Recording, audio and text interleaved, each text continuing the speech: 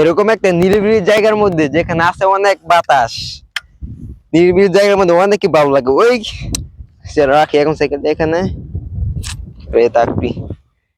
এরকম একটা নিরিবিলি জায়গার মধ্যে বসতে যে কত ভালো লাগে। ওই দিনকে আমি নাগরিকাতে ভিজে গেছিলাম, ওইখান থেকে অনেক বেশি ভালো লাগতেছে এখানে। এই এখানে নাই কোনো মানুষ, মানুষ নাই বললে একবারে চলে। খুবই বাতাস এখানে, অনেক নিরিবিলি নীরব, কোনো মানুষের নেই আওয়াজ, কোনো শব্দ নাই। কি যে বলবো, অনেক ভালো লাগতেছে এখানে। ওই দিন নাগরিকান্দি ব্রিজে গেছিলাম, গোল্ডেন স্টার পার্কে, ওইখান থেকে অনেক বেশি ভালো লাগছে আমার কাছে এই জায়গাতে। নিরিবিলি একটা জায়গা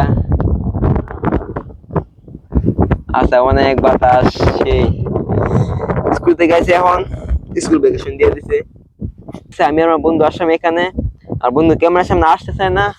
দেখুন তার সাইকেল, আমার সাইকেল এই যে, মানে সে ওইখানে আর কি, সে ক্যামেরার সামনে আসতে চায় না, যার জন্য আমি আর তাকে আনলাম না। সেই লাগতেছে। আপনাদের যদি কখনো মন খারাপ থাকে তাহলে চেষ্টা করবেন এরকম একটা নীরব জায়গার মধ্যে আসার জন্য, দেখবেন ইনশাআল্লাহ আপনার মন অনেক ভালো হয়ে যাবে।